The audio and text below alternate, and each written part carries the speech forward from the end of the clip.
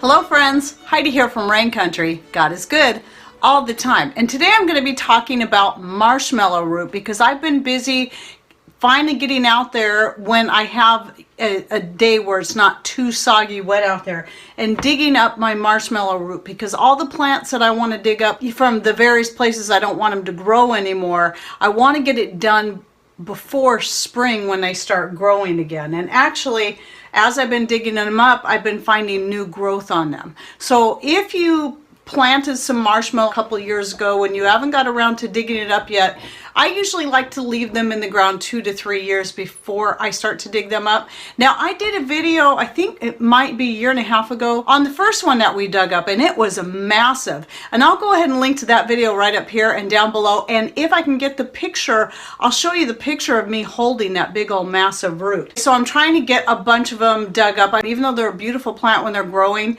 they're kind of like corn or sorghum or anything like that, is that once they're done growing, it leaves a dry stalk. You know, you have to actually cut it down and it looks kind of ugly when it's drying up and the plant's finishing up. So thinking I'd rather just keep the plants in the backyard as far as those go. I will keep a couple in the front because, you know, like I say, when they're in the middle of their growing period and they got their beautiful white flowers on there, they're just a lovely plant. And I am crazy about marshmallow plant.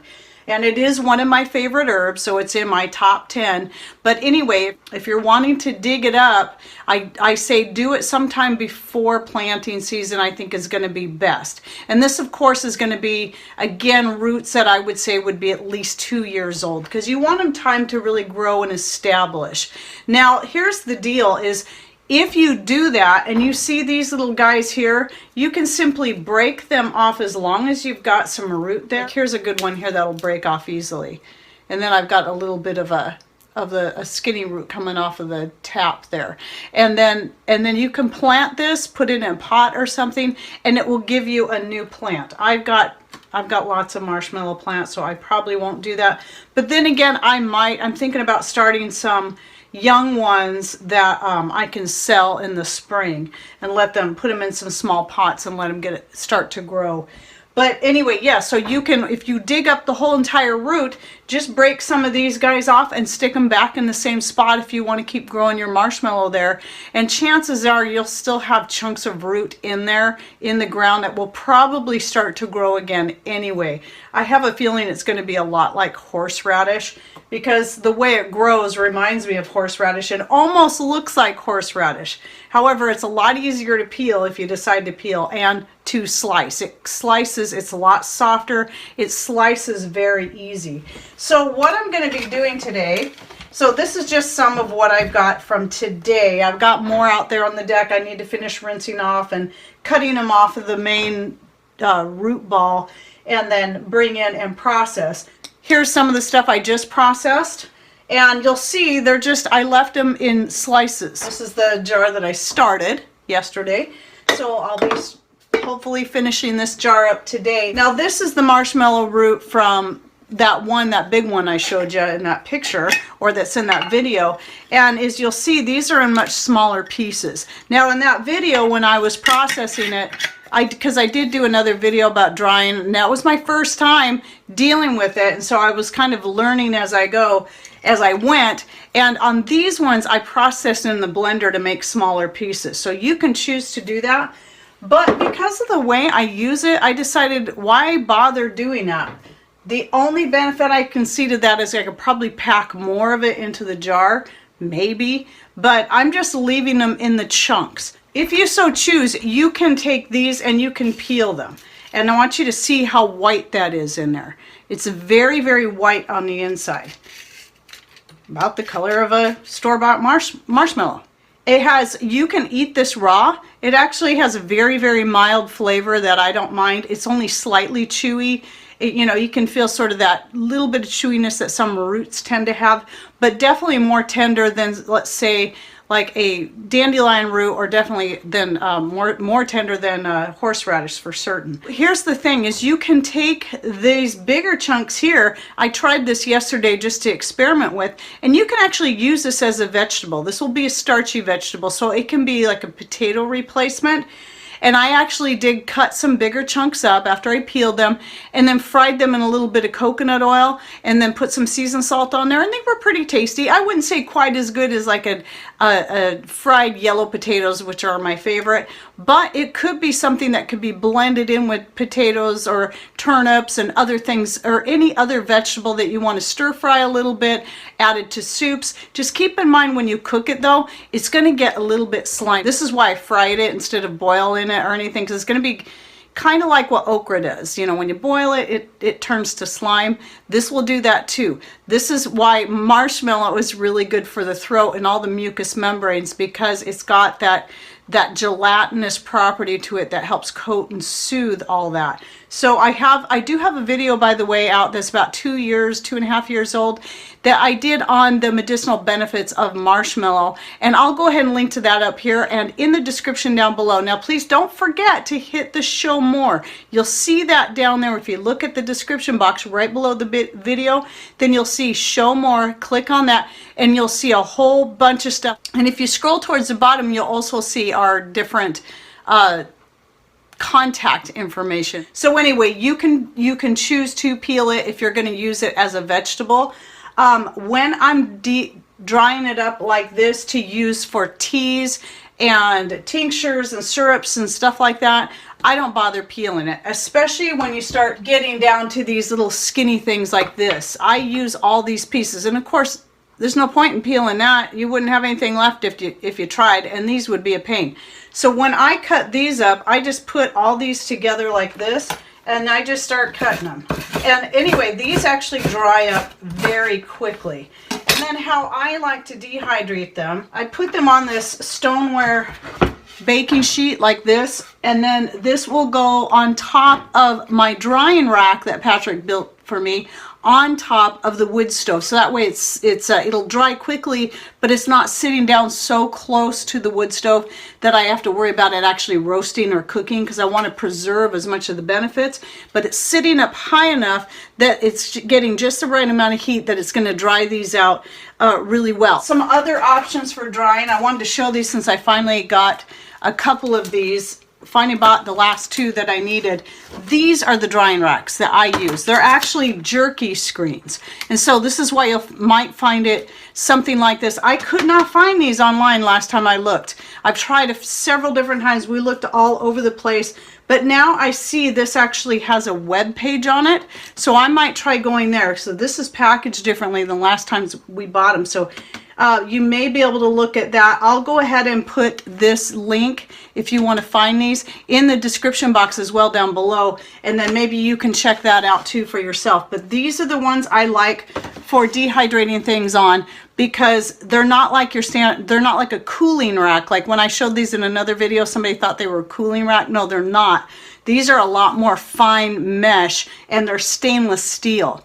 So, and then I did a video about reducing plastics, and one of the things I've been doing with smaller herbs and stuff like my rosemary and different things is just laying a piece of cotton fabric over it that I can just keep washing and reusing and reusing and reusing. You can also do the parchment paper. That was a really good idea, people that threw that out there. I do personally prefer the idea of the cotton fabric. It allows a lot of airflow, as well as it's totally reusable forever until it completely wears out, and that would take a long time.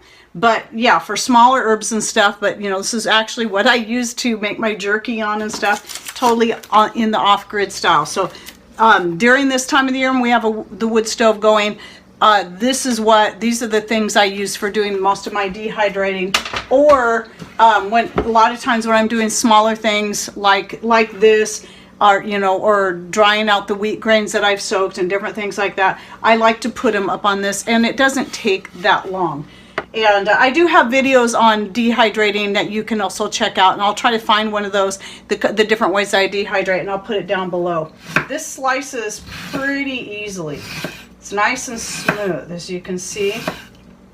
And so then here's the close-up video I took yesterday, so you can see just how nicely that slices through there. What I'm going to do with these, I'm going to go ahead and chop these up smaller. So I usually cut them into quarters, and then I'll put these on the tray as well. Okay, so just like that. Now, you can leave them bigger. They'll dry up just fine. It just depends on how small you want them. As you can see, I've got various different sizes in here, and you can look in there and see some of the bigger, once they're dried up, they shrink up quite a bit. And they're not going to take up a whole lot of room. So I'll finish that later. Some other things is that even though this video is mostly about the roots, I do, in fact, before I got around to digging up the roots because I wanted the plants to establish themselves, I was harvesting and drying the leaves, because the leaves, I use these in teas. This is what I use in my homemade skin cream. I infuse the oil with these along with some other herbs. You could use the root in that too, but I like to use the leaves and the flowers for that. Really good for your skin. And like I said, for teas, I like to throw some of this in teas. The fresh leaves and flowers are really good in salads as well, or as a green that you can chop up and add to some other greens that maybe you're stir frying or whatever, or even to a soup. The greens do have a lot of use. This is why I like a marshmallow, because it's such a versatile plant. The whole plant is usable. Now, one thing I'm experimenting with, and you can see here, it's very bubbly, but you're also, if you look close, it's actually rather gelatinous. So this is just, you could call it a cold infusion, but I decided to go ahead and ferment it. The marshmallow, like I say, it gets very gelatinous. See? Look at that. But that's all that stuff that looks kind of gross. That's actually very, very good for you. That's where all that goodness is, especially that's going to help with coughs and just sore throats and that kind of stuff. And just your digestion in general. And I decided just to experiment as a way to preserve it rather than dehydrating. So I took some of the bigger pieces and stuck them in here, added a little bit of my fermentation starter and a little bit of sugar and water. And yes, the marshmallow root, in case you're wondering, this is where the whole idea of marshmallows originally came from, was there was a confection that was made out of the marshmallow roots and maybe sugar, and it wasn't like the common marshmallow you see today, the modern marshmallow. It was very different. I would think probably be more similar to a marshmallow cream, like that stuff that you buy in the store in the jar, where you could eat it with a spoon kind of thing. That would actually be close to what the original marshmallow treat was, not these little dry things that you put on a stick and roast. Though you can make those with this, you still need to add gelatin to it though to make them get a firm enough shape so that you can actually roast them. But anyway, so I'm just trying this as a way to preserve it. I did try eating one and it was kind of good, but that, you know, the sliminess is a little weird. But here are some other things I've done with it. So I did make myself a fresh batch of syrup that is going to be more specifically for my throat. So when those nodules swell up from a lot of use, having to shoot a lot of videos or doing presentations or anything that I'm doing, I can take a little shot of this. There's no alcohol in it, but I usually use shot glasses for taking anything in a medicine form. So this I made basically like my other recipe I had out there on a cough, cold, and flu type syrup for preventing and helping to cure colds and flus. But this one I focus more on putting the marshmallow root in to get a lot of that good stuff in there that's good and soothing for the throat. But I still did use the elderberry and some spices in here.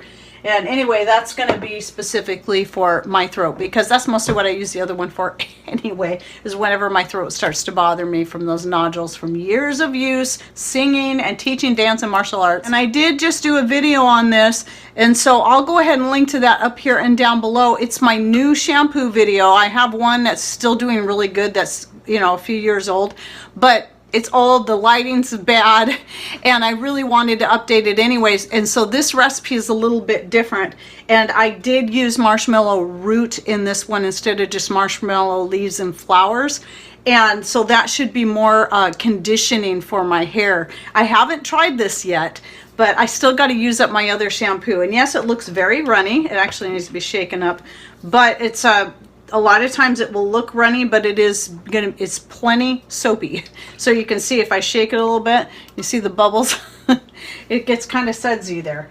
So anyway, and the color looks a little odd because of the colloidal copper I used in that, because that was my other addition. So if you're interested in my colloidal copper herbal shampoo, go ahead and check out that video. This is nothing new for people who've been following me for a while, but I just like to make sure I show this, especially for people who are new. Whenever I get a jar of anything that I've dehydrated, whether it be marshmallow root or beef jerky or deer jerky or my herbs, but something I'm going to put up in storage once I have the jar filled up, I put, it's usually used canning lid, not a brand new one, and I'll put that on the jar. I'll put my food saver top on there, and then I use my brake bleeder. I'll link to all these items in the description box below if you're curious.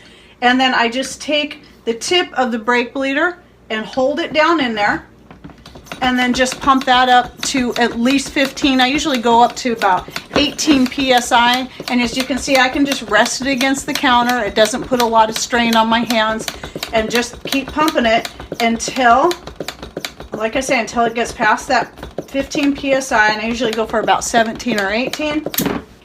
You can feel it, it will start getting tighter, and that's going to pull all the oxygen out, and it's going to seal it. See that? And then I like to still put the band on there, just in case the rare occasion it does lose its seal. It can happen. It depends on your lid too, if you don't make sure your rim is real clean and all that. And then I'm just going to make sure I know what this is and when it was. So this is actually November, the end of November. I know you're seeing this in December, but end of November of 2019. I'm not worried about the month as long as I know the year. And as long as that stays sealed, even if that seal comes undone, these will still stay fine. They might get a little stale, but they'll still be useful. But if it stays sealed, it can be good for years to come, as long as you keep it, not allow a lot of heat and light to get to it. So we have our oldest son's old bedroom is actually our pantry, and we don't heat it. And we keep curtains over the windows. We keep it dark in there most of the time and cool. So that's where our food storage is. If you have a lid like this was a jar of apples I emptied out, and from 2015, I did wash this lid off, but I don't like to scrub it with like anything that's going to scratch the lid, because it will make it too rough, and eventually it'll be too hard to clean that off. So what I do is I like to use a Sharpie to write with, as you've seen. So then I just spray a little rubbing alcohol on there that I keep in there, isopropyl alcohol. Take my finger and rub it in like that. Just grab a dry cloth and wipe it off. And the nice thing about the rubbing alcohol is it will dry quickly, and then I can write on here, and there we go. And then once I get this filled up later this evening, then I will vacuum seal this, and I'll put it back in my pantry with the other jar. Okay, well, I'm gonna have to get back to work cutting the rest of this marshmallow root up so I can get it on the wood stove and get it dehydrating. Now, if you're interested in the marshmallow seed, we do have a lot of seed. I try to always keep the store stocked. You can check out our Etsy store. It's always the first link you'll see in the description box, and also the link that will pop up here as a red nasturtium flower right down here at the corner of almost every video. Sometimes it'll be over here, sometimes it'll be over here. On this video, it'll be right over here, and that's the link to my store, and you can find the marshmallow seed as well as a whole bunch of other seeds. I believe this year we have 10 herb seeds up for sale. I didn't get any calendula seed up this time, but I do have a couple of new offerings this year, such as the stinging nettle and the anise hyssop. Those are a couple of new ones to the store. Oh, also the gopher spurge. If you have problems with gophers and moles and rats and stuff like that, it's a good plant to grow for that. But I suggest you go watch the video on that. Now, if you check out those herbs in my store, any of the herbs that I actually have a video out on already, I do have the video link posted in the description about the herb on the store, so you can check that out and find out if it's for you. The gopher spurge you're definitely going to want to learn about. But yeah, go check out the video on the marshmallow root and see if that's for you.